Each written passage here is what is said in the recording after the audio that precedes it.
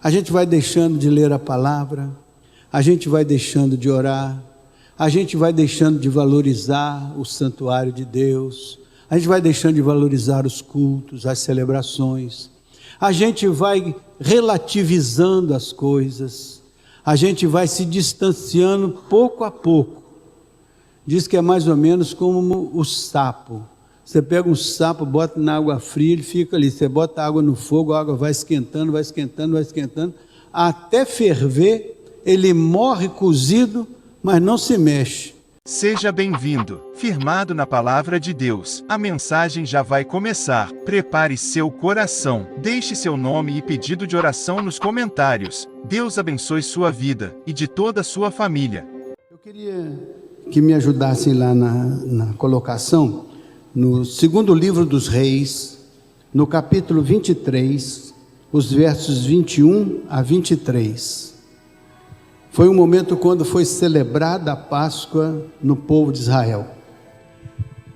Deu ordem o rei aqui é o rei Josias. Deu ordem o rei a todo o povo dizendo: celebrai a Páscoa ao Senhor vosso Deus, como está escrito neste livro da aliança. Olha o que Josias está dizendo: deu ordem o rei a todo o povo dizendo: celebrai a Páscoa ao Senhor vosso Deus, como está escrito neste livro da aliança. Que livro da aliança era esse a que ele se referia, ao qual ele se referia? É isso que eu vou mostrar para vocês, como foi a história de chegar a esse momento como um momento especial na vida daquele povo. Esse rei Josias, ele começou a reinar, sabe com quantos anos de idade? Faça aí com quanto? 8 anos. Começou a reinar com 8, recebeu o reino como herança, né? E começou a reinar com 8 anos. Certamente que ele tinha todo um suporte, todo um apoio.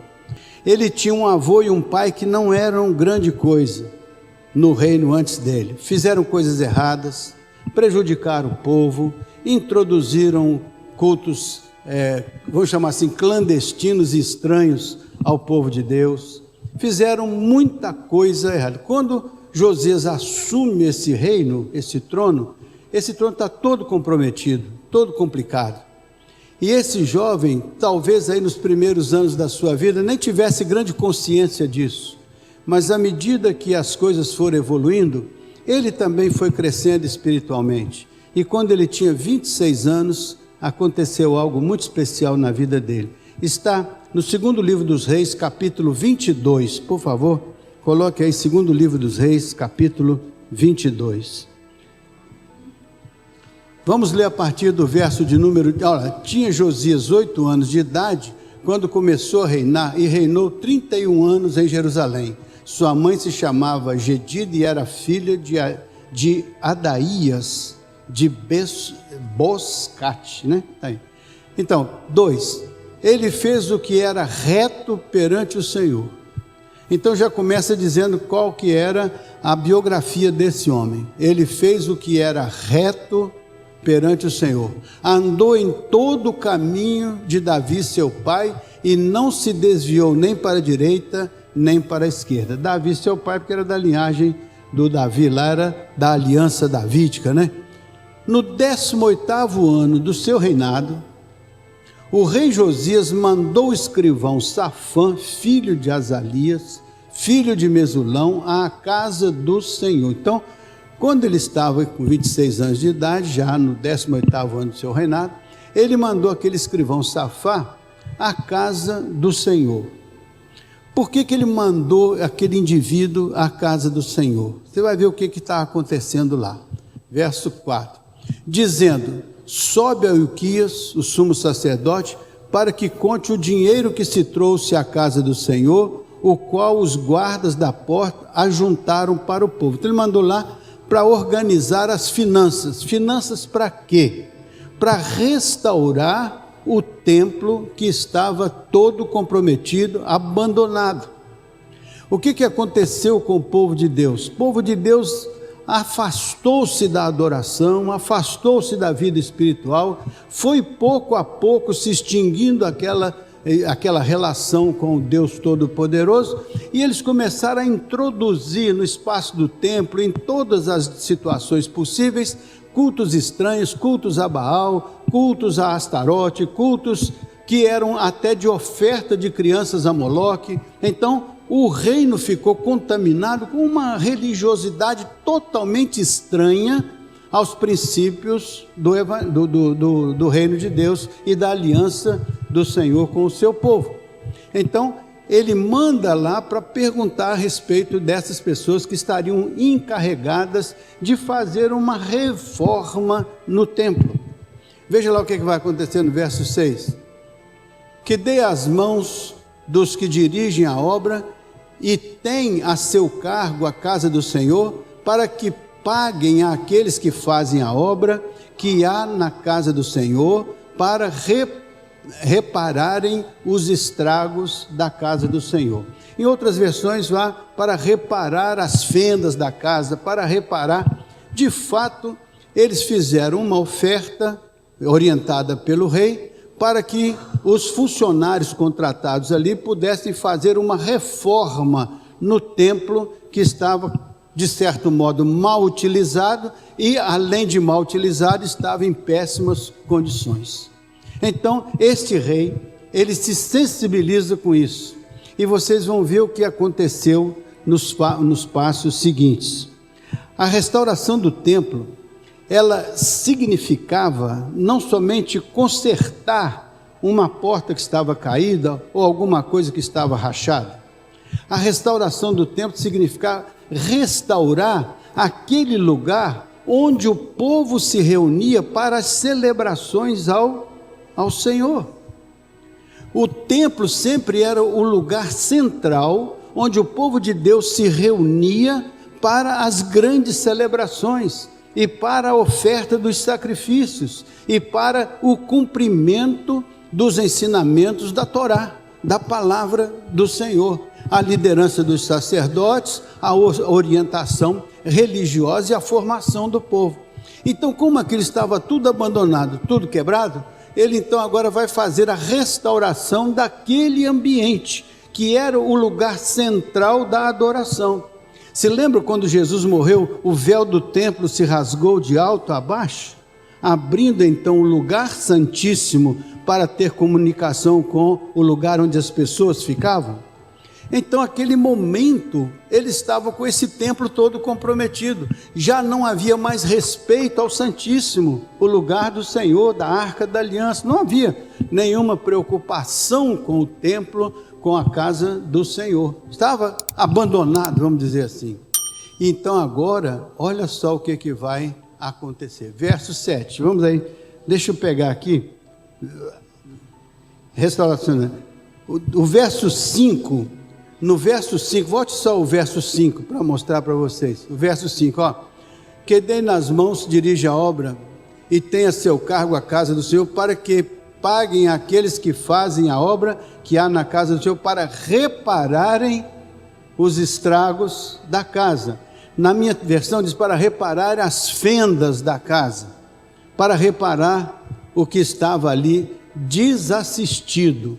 Ora, o templo não era o lugar central da religiosidade de Israel, o templo não era o lugar central. E se era o lugar central, a referência, e se estava rachado, se estava abandonado, se estava estragado, então, mais do que reparar o templo, a preocupação de Josias era restaurar a espiritualidade de Israel, era restaurar a espiritualidade do povo, era restaurar a espiritualidade da nação, porque ela estava desorganizada, desestruturada e desqualificada aos olhos de Deus, para reparar as rachaduras da casa do Senhor. A atitude de Josias era uma atitude de renovação da vida espiritual, que estava acompanhada pela destruição do templo. Como o templo estava abandonado, como o templo estava descuidado, a vida espiritual também, que dependia daquele templo, estava também desorganizada. E dentro daquele contexto, eles começaram a realizar outros cultos estranhos aos concertos da promessa. Então, não somente estava estragado o templo, como estava estragada a espiritualidade do povo. Estava desordenada, desorganizada. E Josias sente essa dificuldade. Então, eu queria que você fosse para 2 Reis, capítulo 22, verso 8. 2 Reis, vamos para o verso 8. Então disse o sumo sacerdote Ilquias ao escrivão Safã: achei o livro da lei na casa do Senhor. E Ilquias entregou o livro a Safã, e este o leu. O que aconteceu quando eles começaram a reforma no templo? Então, esse sumo sacerdote Ilquias, disse o sumo sacerdote Ilquias ao escrivão Safã: eu achei o quê? O que ele achou lá dentro? O livro da lei. Então, o que estava perdido dentro do templo? O livro da aliança, o livro da lei. Então, imagine que nós estivéssemos aqui reunidos e o nosso livro da lei estivesse desaparecido das nossas mãos, e aqui estivesse tudo um conjunto de entulhos, e alguém fosse fazer uma reforma e encontrasse isso jogado em algum lugar. Foi isso que aconteceu lá. Quando eles começaram a fazer a reforma, o sacerdote disse ao escrivão: eu achei o livro da lei na casa do Senhor. Ora, o livro da lei estava perdido na casa do Senhor. Então, como é que ia a espiritualidade daquele povo? Como é que ia a lealdade daquele povo aos concertos da promessa? Como é que ia a lealdade daquele povo à aliança com o Senhor? Estava tudo comprometido. E se você ler esse capítulo 18, 19, 20, 21, 22, 23, 24, você vai ver o cenário disso que eu estou falando. Então sugiro que você leia depois em casa calmamente, para você ver como que estava a situação. E ele acha o livro da lei dentro daquela reforma que eles começaram a fazer. E então o sacerdote lá entregando o livro a Safã, e este Safã, o escritor, leu o livro, começou a ler o livro. O que aconteceu quando ele começou a ler o livro? Veja aí o verso 9. Assim: então o escrivão Safã veio ter com o rei e lhe deu relatório dizendo: teus servos contaram o dinheiro que se achou na casa e o entregaram nas mãos dos que dirigem a obra, que tem o cargo lá na casa do Senhor. Então, ele não falou inicialmente do livro, ele falou do dinheiro. Não foi para isso que ele foi lá? Para organizar o pagamento dos funcionários e tudo mais para fazer a reforma? Mas vamos andar mais um pouquinho, veja o verso 10. Relatou mais o escrivão Safã ao rei dizendo: o sacerdote Ilquias me entregou um livro, e Safã leu o livro diante do... Então aquele mesmo livro que ele leu lá, ele diz que foi encontrado o livro, e ele apresenta esse livro ao rei Josias. Josias então vai ouvir a leitura deste livro, do mesmo jeito que esse livro foi lido lá. E olha o que a leitura desse livro ocasionou na vida do Josias, que é o que a palavra de Deus faz na nossa vida quando nós lemos, como alguém que descobre a palavra de Deus nas páginas deste livro. Porque o livro lido sem qualquer experiência espiritual pode ser apenas um relato histórico ou um relato religioso. Mas quando esta palavra, liderada pelo Espírito, se torna palavra de Deus e entra na sua vida, então ela tem o poder de transformar a sua compreensão a respeito de você mesmo, a respeito de Deus e a respeito do mundo ao seu redor. Foi isso que aconteceu. Veja o verso 11. Então, tendo o rei ouvido as palavras do livro da lei, o que ele fez? Rasgou as suas vestes. Ele teve uma experiência espiritual profunda. Veja, vamos ver o verso 12. Ordenou o rei a Ilquias, o sacerdote, a Aicão, filho de Safã, e a Aquibor, filho de Micaías, a Safã, o escrivão, e a Asaías, servo do rei, dizendo: olha o que ele ordenou: ide consultai o Senhor por mim, pelo povo e por todo Judá, acerca das palavras deste livro que se achou. Então ele diz assim: vocês agora vão consultar a quem possa nos ajudar a entender. Inclusive a profetisa Hulda foi chamada para ajudar na interpretação daquele livro que eles acharam. Ora, o livro estava tão distante da vida deles que eles já nem tinham ideia do que aquilo representava, porque as gerações anteriores deixaram de cultivar a fé, deixaram de cultivar os princípios, deixaram de cultivar a celebração da aliança. Então, a palavra de Deus foi sendo esquecida e a fé foi sendo esquecida. Por isso que na Bíblia está dito lá no Novo Testamento, quando o Filho do Homem vier, será que ele encontrará fé na terra? Por quê? Porque nós podemos ir abandonando a palavra, deixando a palavra de lado. E na Europa, por exemplo, hoje muitos templos já são hoje transformados em museus, transformados em bares, transformados em casas de show, em uma série de coisas. Então, nesses lugares, alguém por acaso poderá, lá em algum porão, encontrar um dia o livro do Senhor, talvez perdido no meio daqueles escombros ou daqueles lugares onde as coisas ficam guardadas por não terem mais uso.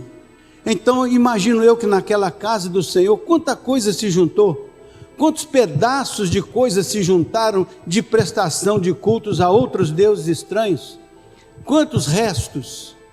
E agora eles estão fazendo uma limpeza na casa do Senhor, encontraram este livro. Queria o Josias entender o que aquele livro representava.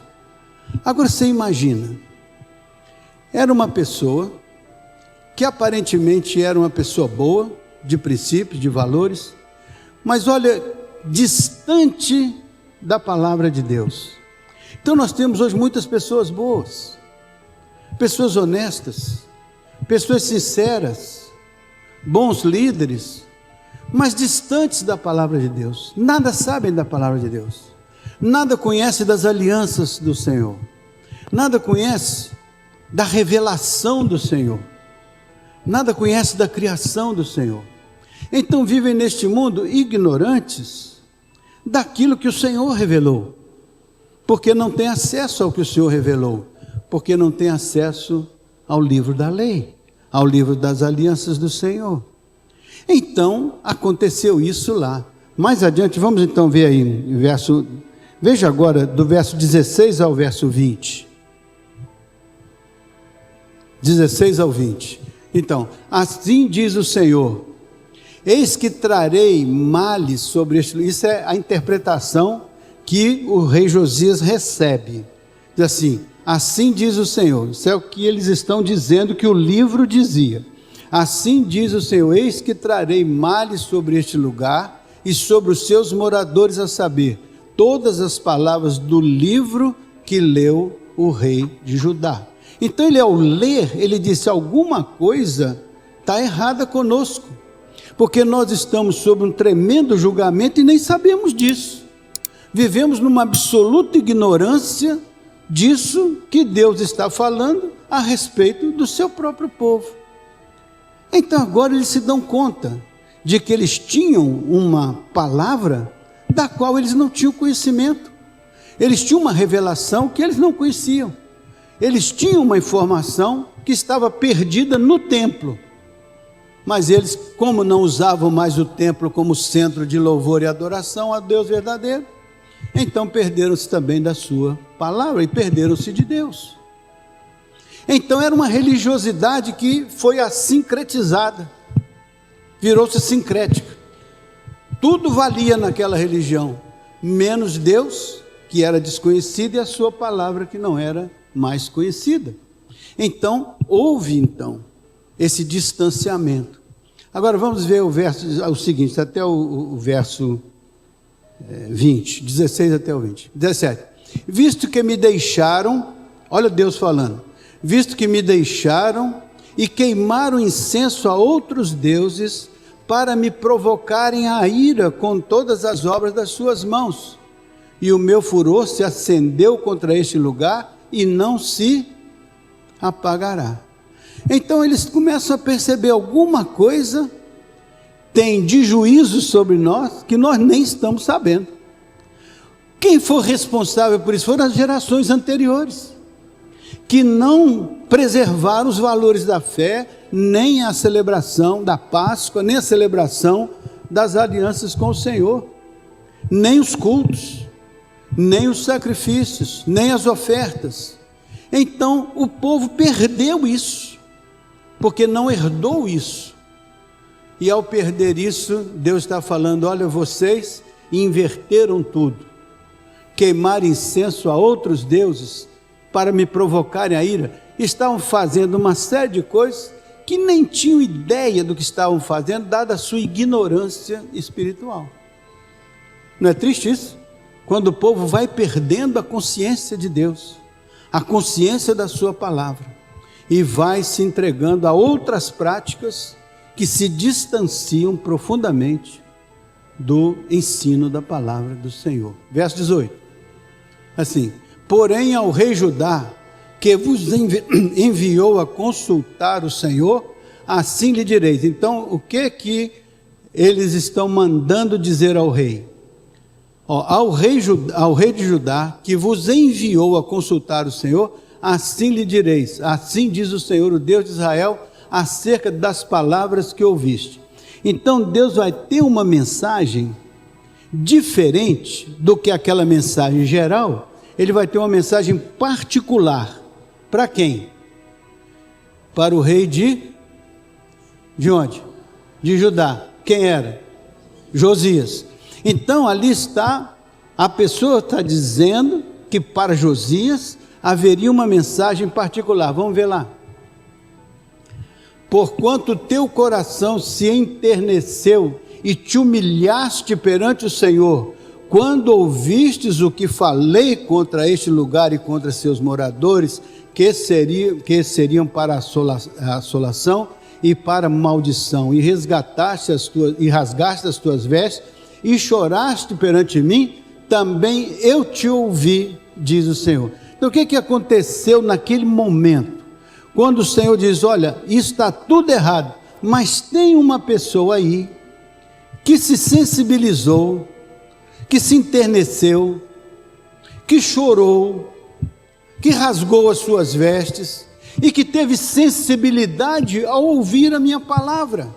Então para esta pessoa, há um tratamento especial de Deus.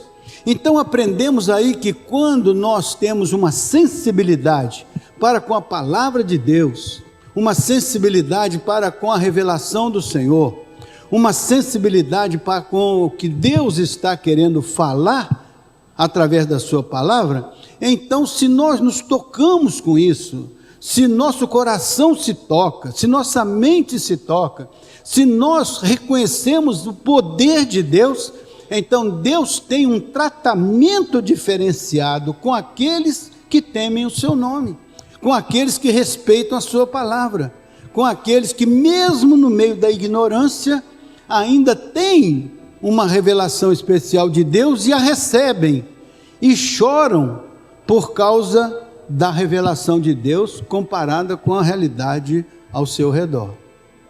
Faz sentido isso, irmão? Então vamos ver agora, vamos até o 22, né? Até o 20, né? Chegamos aí. Agora, por favor, veja aí o 23, de 4 a 14. Vamos continuar a leitura, para vocês terem ideia o que estava acontecendo lá, né?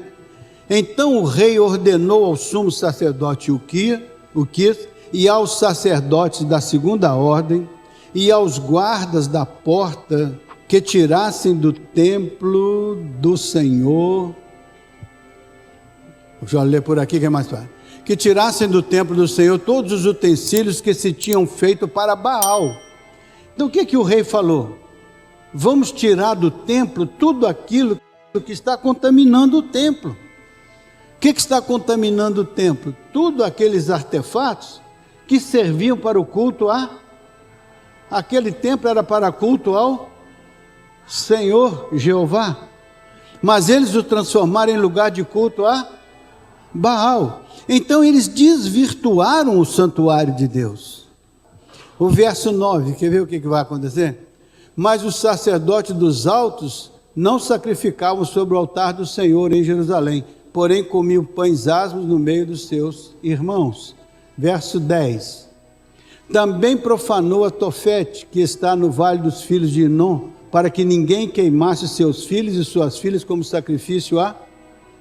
Então havia sacrifício a Moloque. Seus pais queimavam seus filhos em sacrifício a esse Deus. Você imagina como que se deteriorou a religiosidade de Israel? Como que se deteriorou a adoração do povo? Como que aquilo que parecia ser o povo da aliança, agora está tão destituído dos princípios e dos valores, da fé, das alianças. Mas o Josias foi intenso nisso, trabalhou muito para restaurar a fé de Israel. Veja só o que acontece no verso 11. Também tirou os cavalos que os reis de Judá tinham dedicado ao sol, à entrada da casa do Senhor, perto da câmara de Natã-Meleque, o camareiro, o qual ficava no átrio, e os carros do sol queimou. Então tinha também essa coisa de idolatria desses animais que ocupavam um lugar especial, assim como os cavalos do Egito, da Síria e de outros lugares, que eram os lugares que recebiam uma referência especial. Ele queimou tudo, ele eliminou tudo, ele acabou com isso, passou a régua, raspou. Veja o verso 12. Também o rei derribou os altares que estavam sobre a sala de Acás, sobre o terraço, altares que foram feitos pelos reis de Judá, como também os altares que fizeram Manassés nos dois átrios da casa do Senhor. Esmigalhados os tirou e lançou o pó deles no ribeiro de Cedron. Então, quem que fez isso lá atrás? Os reis de Judá. Então, não somente a coisa se deteriorou, mas como a própria liderança também se deteriorou, se descuidou, abandonou, largou-se da comunhão com Deus e se dedicou à idolatria, né? Verso 13. O rei profanou também os altos que estavam defronte de Jerusalém. Aí vai falando dessas